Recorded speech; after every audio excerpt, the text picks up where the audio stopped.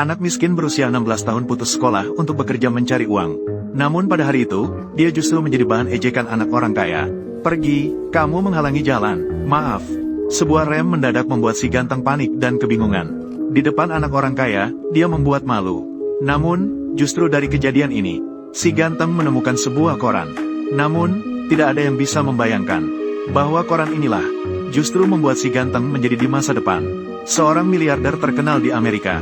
Ternyata di dalam koran itu diceritakan tentang pengalaman sukses seorang miliarder.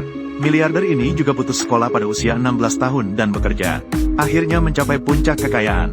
Si ganteng berpikir dalam hati, pengalamannya sangat mirip dengan dia. Maka si ganteng membawa koran itu pulang. Dengan penuh percaya diri memberitahu ayahnya bahwa dia juga ingin menjadi miliarder.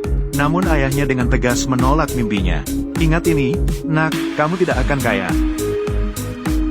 Kamu hanya akan menjadi satu jenis orang, yaitu orang kelas bawah.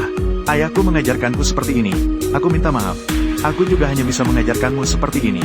Ini membuat si ganteng merasa sangat kecewa. Meskipun begitu, dia tetap penuh semangat di dalam hatinya. Bertekad untuk membangun masa depan yang sukses untuk dirinya sendiri. Maka pada suatu malam yang sunyi, dia diam-diam berjalan ke sisi ibunya yang terbaring sakit. Dalam hatinya, dia memutuskan untuk pergi dari rumah. Meskipun dia tidak tahu jalan ke depan harus bagaimana, tapi setidaknya ini bisa mengurangi beban di rumah, agar ibunya bisa menghemat uang untuk membeli obat. Saat itu, si ganteng diam-diam bersumpah dalam hatinya. "Tidak peduli apa kata ayah, aku tidak akan menerima kemiskinan sebagai takdir hidupku." Kemudian dia pun resmi memulai perjalanan mengejar mimpinya. Saat itu, transportasi sangat tidak berkembang. Tapi dengan bantuan seorang kakek tua yang baik hati, dia berhasil naik ke kereta yang menuju kota besar. Tak lama kemudian, dia terbangun dan menemukan dirinya sudah di Texas. Sementara itu, kakek itu sudah melompat turun dari kereta. Ketika si ganteng menyadari, setelah melompat turun dari kereta, sosok kakek itu sudah menghilang. Untungnya, si ganteng mengikuti seorang pejalan kaki di sampingnya. Sampai di sebuah kota kecil, kebetulan ada seorang pemilik peternakan yang sedang mencari 6 pekerja sementara untuk membangun pagar. Melihat kesempatan datang, si ganteng tanpa ragu mendorong dirinya ke depan. Dengan aktif menunjukkan kemampuannya kepada majikan, dia bahkan mengangkat seorang pria gemuk, sepenuhnya menunjukkan kekuatannya. Pemilik peternakan segera terkesan dengan semangatnya, memutuskan untuk mempekerjakannya. Saat bekerja di peternakan, si ganteng mendapatkan teman pertamanya, seorang anak laki-laki seusia yang jatuh miskin, kawan si ganteng. Si ganteng awalnya berasal dari keluarga pemilik peternakan yang kaya. Sayangnya, karena depresi ekonomi, keluarga mereka bangkrut. Sekarang dia hanya bisa mencari nafkah dengan bekerja serabutan. Namun, si ganteng juga menyimpan impian di dalam hatinya. Dia berharap bisa menghidupkan kembali usaha keluarganya, menjadi pemilik peternakan terbesar di Texas. Dua pemuda yang sama-sama terpuruk namun memiliki cita-cita besar. Dengan cara ini, mereka terikat satu sama lain, saling mendukung dan mendorong satu sama lain. Malam tiba, melihat para pekerja berkumpul untuk bermain kartu, si ganteng terbenam dalam pikirannya. Dia menyadari bahwa hanya dengan bekerja, dia tidak akan pernah bisa mewujudkan impian menjadi miliarder. Pada akhirnya, dia pasti akan seperti orang lain, menghabiskan waktu dengan suram dan tidak berarti. Maka, si ganteng yang berani memutuskan untuk menemui pemilik peternakan.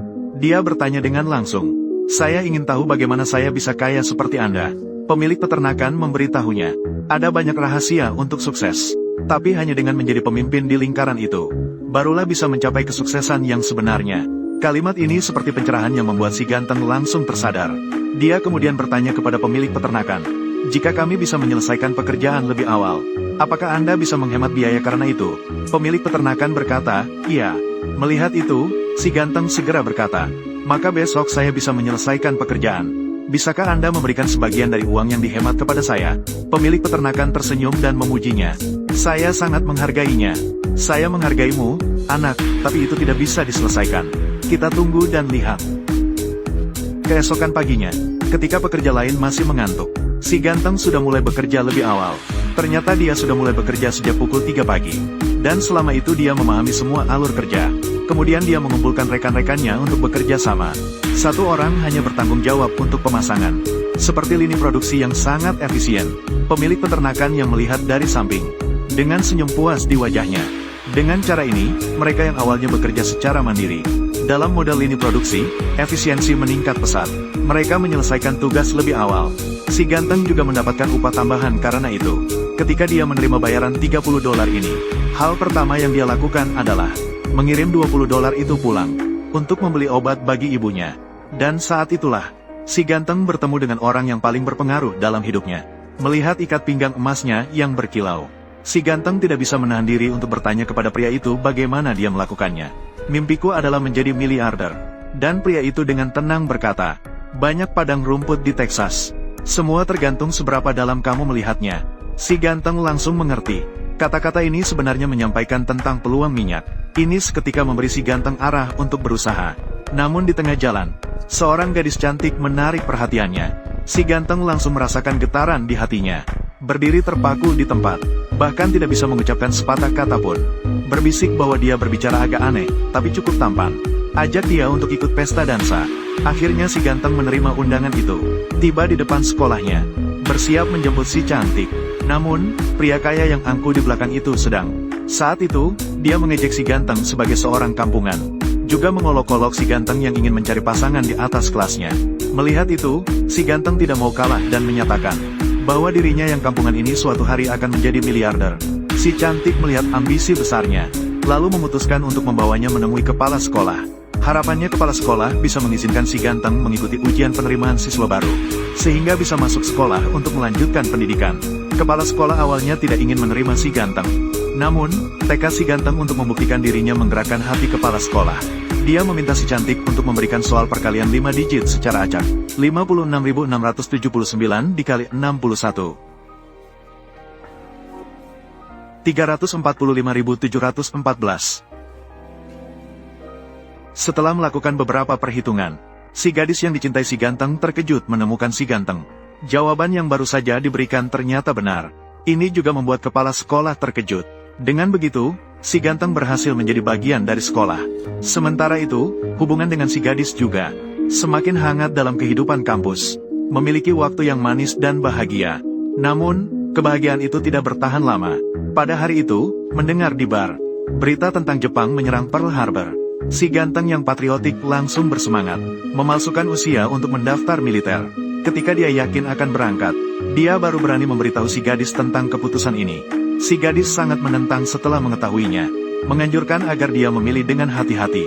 Namun, si ganteng dengan tegas memberitahu si gadis, hanya dengan berjuang, dia bisa mendapatkan semua yang diinginkannya. Tak lama kemudian, mereka bertengkar hebat karena perbedaan pendapat.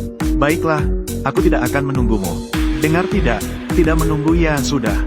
Banyak sekali anak laki-laki yang mengejarku. Aku bisa bersama siapa saja yang aku mau. Terserah kamu, aku tidak peduli. Aku tidak mau cincinmu. Terserah cincin nenek sihir itu. Tapi akhirnya keduanya tetap lembut hati. Rit, Hana. Aku minta maaf. Aku mencintaimu, Hana. Aku akan menunggumu. Aku akan menunggumu. Layar beralih. Si ganteng sudah tiba di medan perang dan menghadapi kesulitan dalam situasi perang.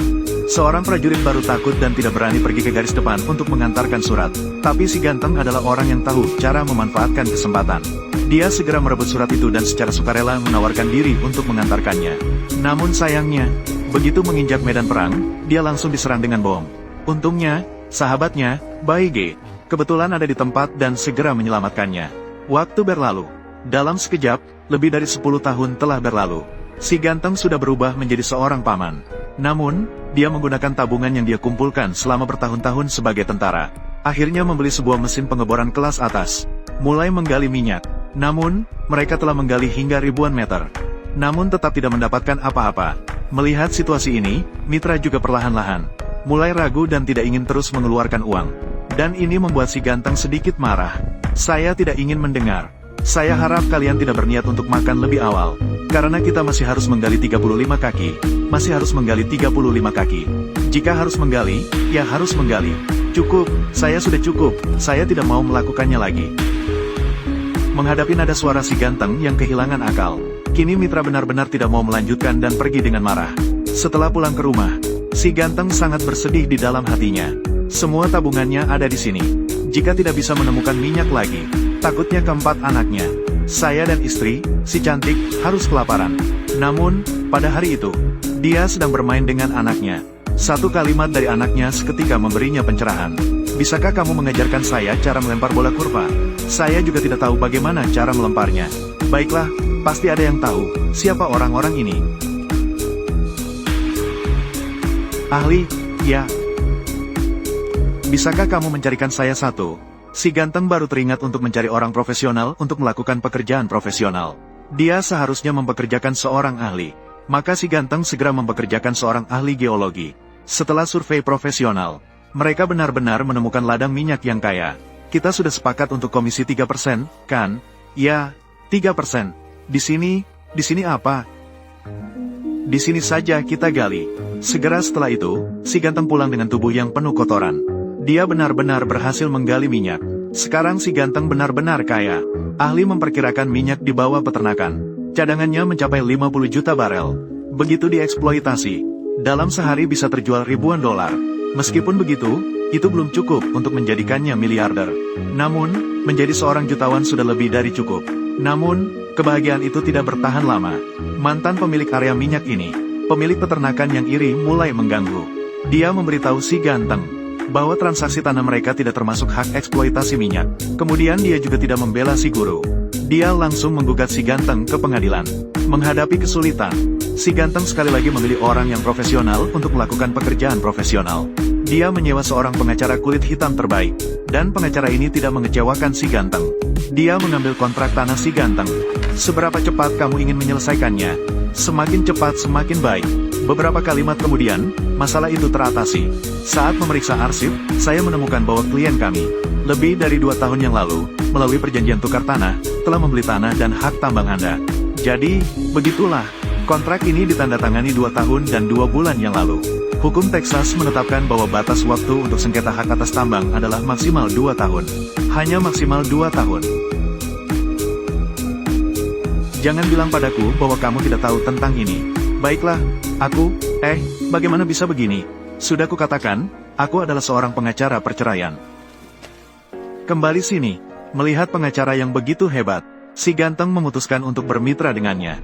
Dengan bantuan pengacara, si ganteng dalam 10 tahun ke depan, terus-menerus mengakuisisi satu peternakan demi satu peternakan.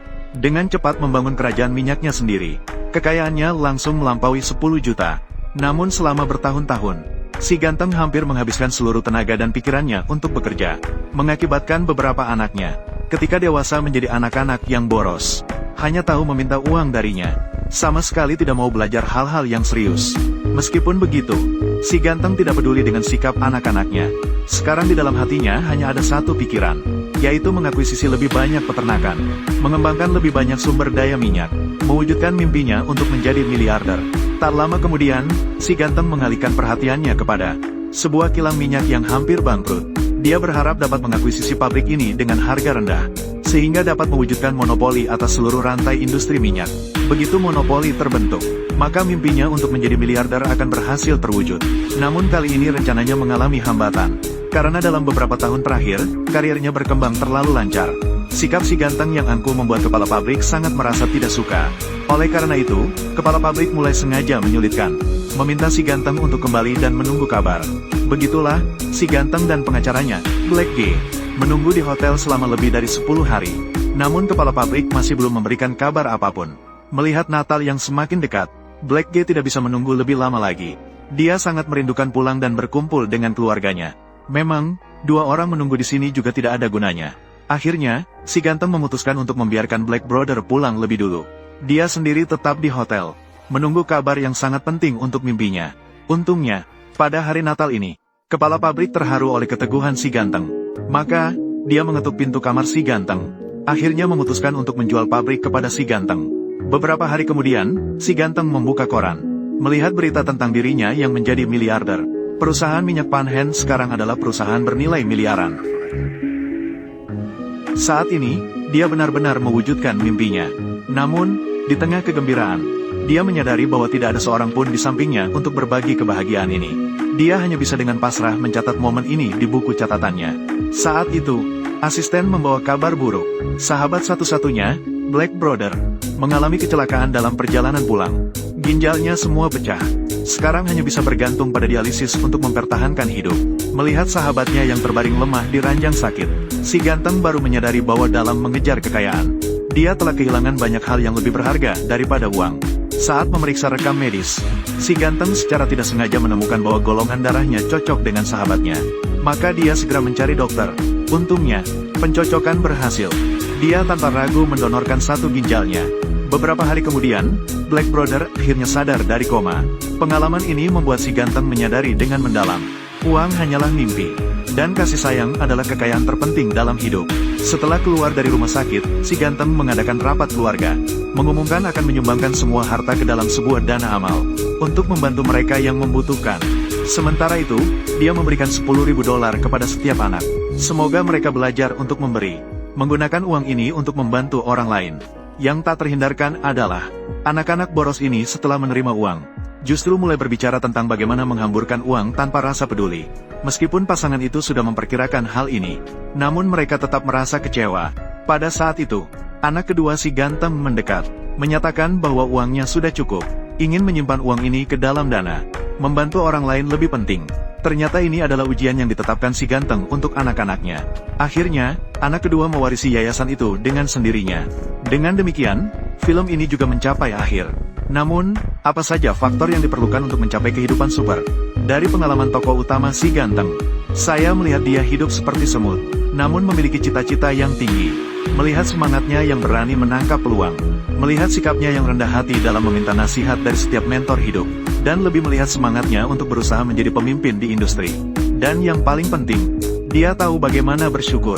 Setiap orang dalam hidupnya mencari kekayaan dan kesuksesan. Namun dalam proses ini, jangan lupa untuk merasakan hidup. Hargai orang-orang di sekitarmu yang selalu menemanimu. Mereka adalah kekayaan terpenting dalam hidupmu.